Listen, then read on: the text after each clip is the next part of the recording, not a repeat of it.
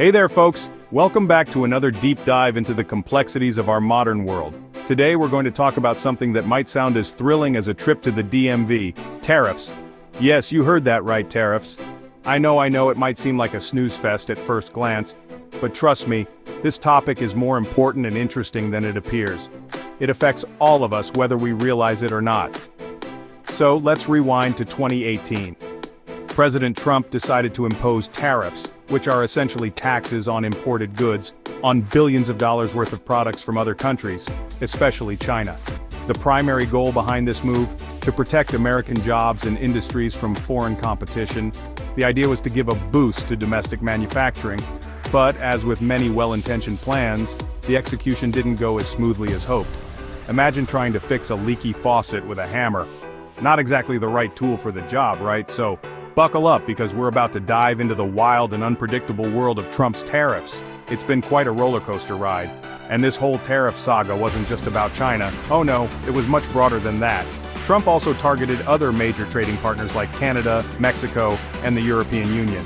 These are countries with which the US has significant trade relationships.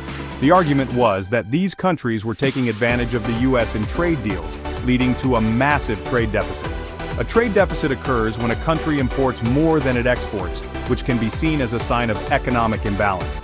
Trump's solution to this perceived problem? You guessed it, tariffs. By imposing these taxes on foreign goods, the aim was to make them more expensive.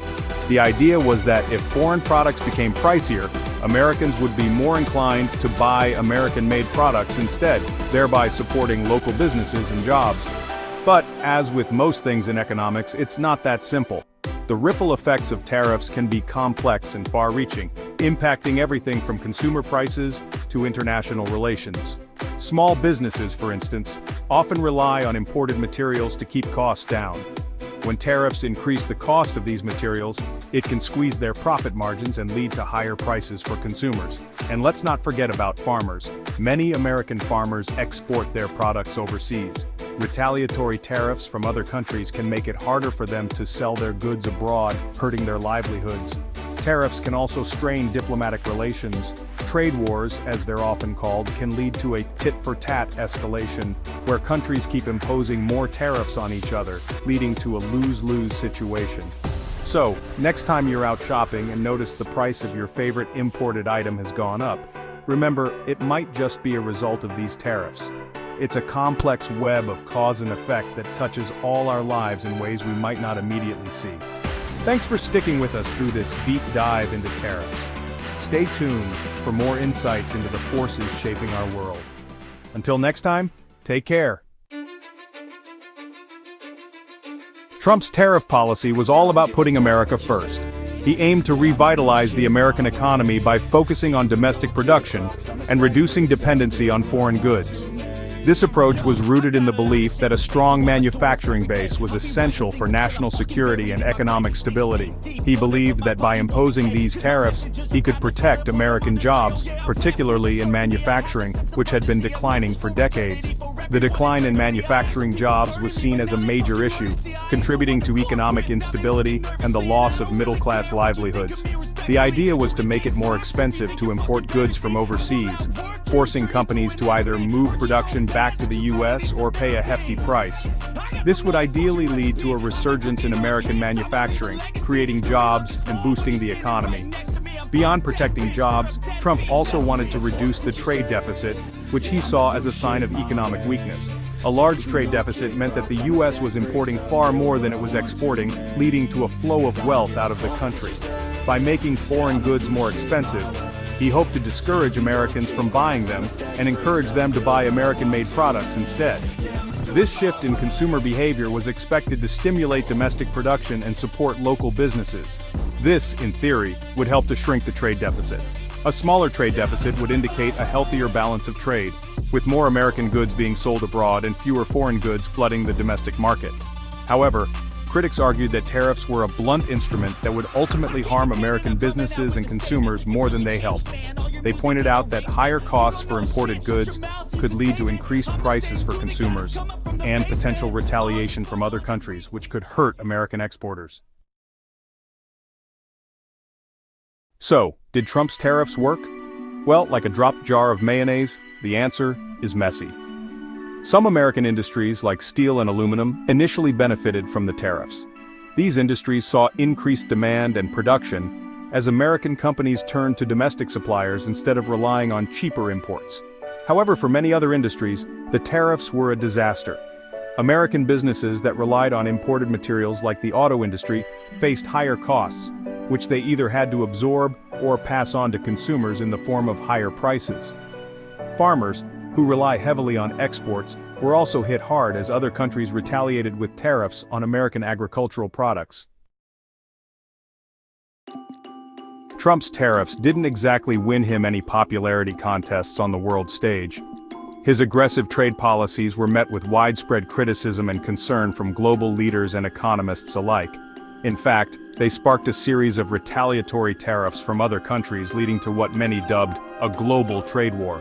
This escalating conflict saw nations imposing tariffs on each other's goods, creating a ripple effect across international markets. China, the European Union, Canada, and Mexico all slapped tariffs on billions of dollars worth of American goods, aiming to hit the U.S. economy where it hurt the most. They targeted key exports like soybeans, bourbon, and motorcycles. These industries, vital to the American economy, felt the immediate impact of the tariffs. This tit-for-tat tariff battle created uncertainty in the global economy and disrupted established trade flows. Markets became volatile, and businesses struggled to adapt to the rapidly changing landscape. Businesses on both sides of the Pacific found themselves caught in the crossfire, facing higher costs, supply chain disruptions, and lost markets. Many companies had to rethink their strategies and find new ways to stay afloat. The trade war also strained diplomatic relations between the U.S. and its trading partners, making it more difficult to address other pressing global issues. The tension extended beyond economics, affecting political alliances and international cooperation on various fronts. Section 5. The Great Tariff Debate, Economists Divided. The economic impact of Trump's tariffs is a topic of fierce debate among economists. Supporters of the tariffs argue that they were necessary to protect American jobs and industries from unfair foreign competition. They point to the initial boost in steel and aluminum production as evidence that the tariffs were working. However, critics of the tariffs argue that they ultimately did more harm than good. They point to the job losses in industries hurt by the tariffs, as well as the higher prices faced by American consumers.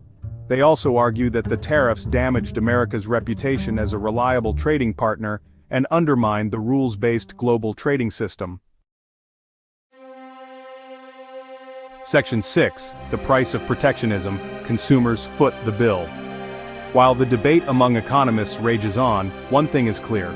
American consumers ended up paying the price for Trump's tariffs. The tariffs led to higher prices on a wide range of consumer goods, from washing machines to cars to beer. A study by the Federal Reserve estimated that the tariffs cost the average American household an extra $580 per year. The tariffs also reduced consumer choices, as some businesses were forced to discontinue certain products or switch to more expensive domestic suppliers. Section 7. Unintended Consequences. The Ripple Effect on Global Supply Chains.